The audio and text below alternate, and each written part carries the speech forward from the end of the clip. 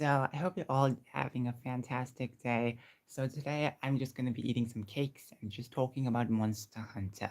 Now, there's a lot to discuss when it comes to Monster Hunter. We only have one trailer for Wilds, and yet there's so much to talk about. I hope you guys know that. So today I'm going to be talking about something that, well, two things that's going to be somewhat ignored or somewhat remembered, but just kind of put aside. I'm talking about the slinger and the scout flies. So let us talk about that. Funny enough, we're talking about two things and we have two cakes. So, mm, really good, really soft. Well, not super soft, but delicious. The cream on top, it's thin but really good. I have a feeling it's gonna melt in this room because it's so hot. Anyways, we are talking about slingers and we are talking about something pretty important in Monster Hunter, now in Monster Hunter, which is tracking. And with tracking, we have scout flies.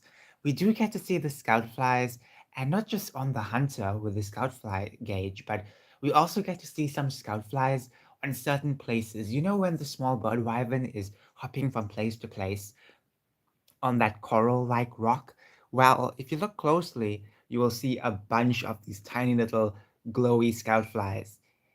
So that's kind of cool. Now, I don't think I've seen any area where you have to hook your slinger on. So yeah, but I'm still going to assume that we're going to be having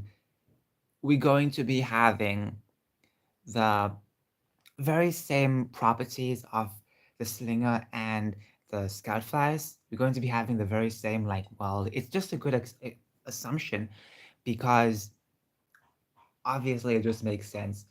They might add some attributes to the slinger. Maybe they might make it upgradable, or maybe the scout flies may be upgradable. They might do something a bit different. So yeah. Now, why it wasn't really shown so much was because it's not the main thing of the trailer. It's not the main meat.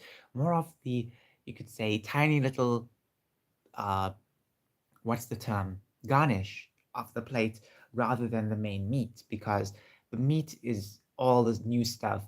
And fun fact, when you look at all the monsters running, you don't see the scout flies acting up. That's because all of those monsters, even those ones following the hunter, those ones, they are small monsters. It's kind of disappointing because I wanted them to be large monsters, but they're not.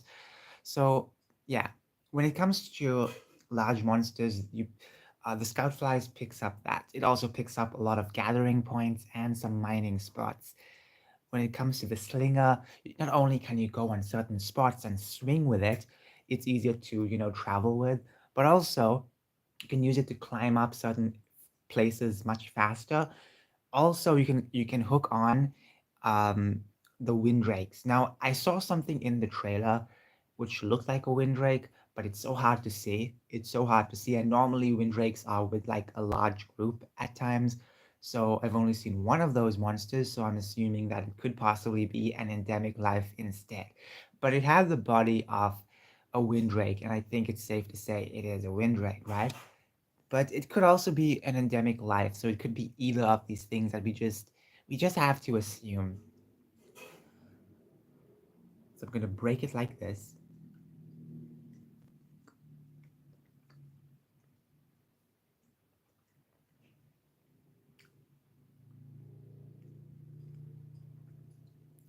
Anyways, I wish I can show you something like a TV or screen. Everything is so unprepared. Anyways, I know my hands are so dirty. I'm sorry if it looks a bit gross. I'll try hiding it. It's not gonna do anything. Hopefully this live stream is live. Normally it's private. Anyways, well, sometimes it can be default on private, or sometimes it can also be private. Most of the time it's private after the live stream ends, which is a bit bizarre because it doesn't happen to my other channel, and this only happens to this channel. Don't really know what the cure is, but I have a problem and I know it, but I don't even know the cure. Anyways, it's safe to say we will be getting, those two things back. Obviously, we saw it on the trailer. Now, the slinger is going to be pretty important for those who don't really travel with a companion. I have a feeling this companion, just like the Palamutes and the Palicos, are going to be very optional, which means that even though you get to create possibly one or a bunch of them, I don't know if they're going to go with the style of world by having the companion customizable in that way and that's it, or will they go with something like Rise where yes, you start off with two companions, but you can also buy new ones or sell the ones you already have. I have a feeling they might go with the old because it was much simple, but they might really, take a deep look into it. Like maybe the Palicos might have some certain strengths and certain skills you can edit out. There might be stuff like that. But I really like the way they handled the Palicos in World because they had all these fancy tools. And it wasn't so complicated because with Rise it's a bit complicated at times. It's not a bad thing to be complicated. It's just that I do like both. But if they're going to do something where it's less complicated, go with how they did it with World, because World not only, was simplistic with Palicos, but it also, at least gave them some strength, which is these wacky tools they could use, and they were very useful. That's all I'm saying. Just give them some useful tools if you're going to make them simple. So, yeah. Anyways, moving on, when it comes to scout flies, they're going to be important. And as I said, when it comes to the slinger, if you're going to be traveling alone, traveling solo, or just with other hunters and no companion, it makes sense to have this hook so you can grab on things or walk fast or you know like stuff like that. You really need that. I really I really like how they also thinking about that because it's not going to be the main meal. Like the companion isn't going to be the only thing you can use. You can use your own hunter to run around. The land does look even bigger, which is something to point out as well. It looks 10 times larger and yeah, so let's talk about that. Will it be a possibly complete open world or will it be something like a regular Monster Hunter game with divided sections, but just more larger. It could possibly be um, the latter because if you think about it, they might just extend the space, but I don't think, you know, I don't think that. What am I trying to say? I don't even know what I'm trying to say. Let me just eat another piece of this cake.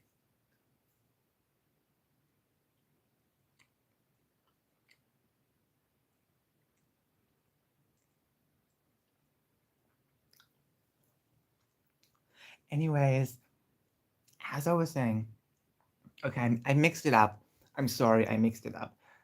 It's not the latter, it's the earlier. So what I said before was um, they could make a seamless environment, or they could make just how they usually make their environments, but it's just slightly larger than before, which I think it could happen, but it's somewhat rare because it seems to me that they might want to go much more open world with this. And since it's called Monster Hunter Wilds, you have to work with the title. Monster Hunter World worked with its title. Even Sunbreak worked a bit with its title, but Rise definitely worked too much with its title. So Wilds is going to be possibly this unexplored territory, possibly by the guild, and maybe you're one of the first few to enter this environment and explore it and study all these creatures. As I mentioned in my previous video, I did a video on um, the prehistoric theory where I discussed whether the monsters in Monster Hunter Wilds could possibly be on a land that floated away long ago and they possibly just did not evolve because of that because they were stuck in a specific cycle and they could not break out. Okay, think about it like cake. I'm using cake as an example. Think about it. Okay, you have a small section of land over here. Okay, and then it slowly breaks up, floats away, and you never see it again. So yeah, while the mainland and all the main continents, things change. Like things change a bit. Things evolve, new things come in different environments. That's it. But then you have this land, which never changed at all or barely changed because it is so far away and no new monster came in to interfere with its evolution, so it stayed the same. And that was part of my evolution, my prehistoric theory. There's also a part of the theory where I say this possibly could take place in the past, which won't make sense because they have all the new technology. So what else could this mean? So with prehistoric theory, it just makes sense that it could be also just a separate land altogether, just a regular land, not broken off by anything, but just a land that just kind of like possibly grew on its own, maybe by volcano or whatever, new land, and on this new land, over time, certain monsters came and they just evolved. And since the land is a bit too bizarre, maybe the weather, and well, obviously the weather, and maybe other things, other natural causes, make the monsters much more stronger. Maybe it's a specific place that's way too wild. Take Australia, for instance. I've heard certain things evolve much different on that specific country. So it makes sense that certain things won't really be the same, like they will be much more wilder. But maybe some monsters like Rathalos and Rathian, maybe those monsters, they don't really evolve that much because they're so adaptable in any environment. Well, not every environment, but most of them they can easily adapt in. So it makes sense for them to be in many environments. So they're just easy to adapt in. They're easy to just fit in. So that's a no-brainer. But obviously, when it comes to Monster Hunter Wilds, how many returning monsters are we getting? Because so far we know Rathalos, and since Rathalos is coming, we do know Rathian is coming. So those are two monsters we know that's going to come. But what about other monsters? A lot of people are discussing this.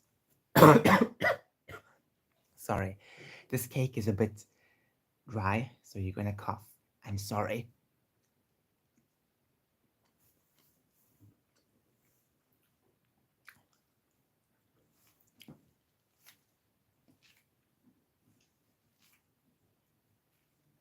So what I was saying was that, okay, where was I? Okay, so the new monsters. There are so many new monsters that we've had over the past few years, and when it came to Sunbreak, they only had a few of them. When it came to World, the ratio of new and old, it was very bold, meaning that you could easily tell there are more new monsters, and that's something I actually liked about World. World has a lot of flaws, but it makes up for it in uh, many of its golden moments, and one of its golden moments is the cast of monsters. I like new monsters more. Don't get me wrong, I like a lot of the old stuff, but I don't want to see Zenoga 100 million times. It's cool that we saw him in HD. It's cool, but then seeing him in Rise is like, okay, wow. And what else? What else? I'm trying to think. After we see him in Rise, we also have him in Sunbreak, and it's like, okay, obviously. And it's like, do we really need to see the same monster over and over? Even with Tigrex, my favorite, I loved how he looked in Iceborne. I love that. But do we really need to see him in the next installments? Do we really need to see him in Wilds? A lot of monsters we don't need to see, and this is just my honest opinion. A lot of these monsters are a bit, like overused, and I would make an excuse for some of the small monsters because small monsters sometimes they get ignored or treated as meat. Small monsters are not just meat, you know. They actually have more of a better purpose than that, you know? In old Monster Hunter games, they were like the first things you have to hunt, and they were quite challenging too. You know, they were the first obstacles you have to climb over. And now it just seems like, okay, whatever, we don't need them, you know, one of those things. But it's not true. We need them, and I'm sure some people agree with me that both are important, small and large. But since there are so many small monsters, it makes sense that they might have more health because, you know, sometimes you'll just stand in the middle and just one swipe, you'll kill them all, which I don't want unless you have like a really powerful weapon, like maybe a Fatalis weapon or an Elder Dragon weapon, but it shouldn't be so easy to kill them since there's so many of them now.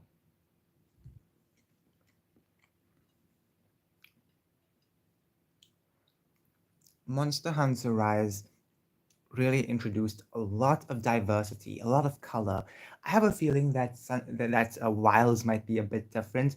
Maybe with small monsters, it might be a bit dull at times.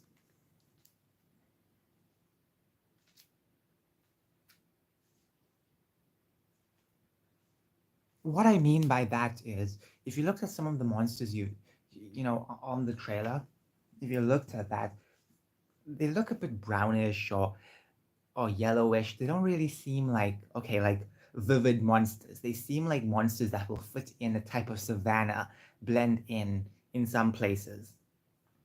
And that makes sense.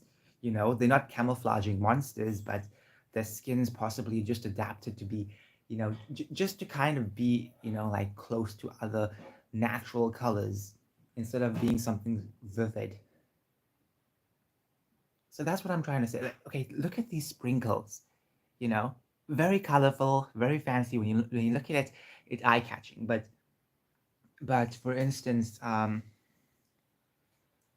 this color, if I put this specific color on the floor or on a ground, on the sand, it would kind of look very similar, right? And I feel like possibly the monsters that, you know, they may have, you know, they may have a lot of brown colors to them. I have no problem with that, you know, as long as they give a better diverse cast of monsters, not just in color, but in type, because there's no point in having a bunch of like multicolored wyverns if that's the only thing you're getting. Like, for example, flying wyverns. I don't only want to see flying wyverns, you know? I want to see the crabs, what do you call them? Carapaceons. I want to see Pelagus. No one calls it Pelagus anymore. Some people will think I'm just making up stuff. No, this is what it used to be called before Fanged Beasts was the term. Before Fanged Beasts, it was called Pelagus. And I think there was like a different like grouping of stuff. And, you know, that's why I call some of the monsters small bird wyvern, because I remember that some of the monsters, the raptor-like monsters were called small bird wyverns. And the large ones were just called bird wyverns, you know? So you have bird wyverns, you have your regular flying wyverns, you know, flying beast, flying wyverns. Now there's more flying wyverns.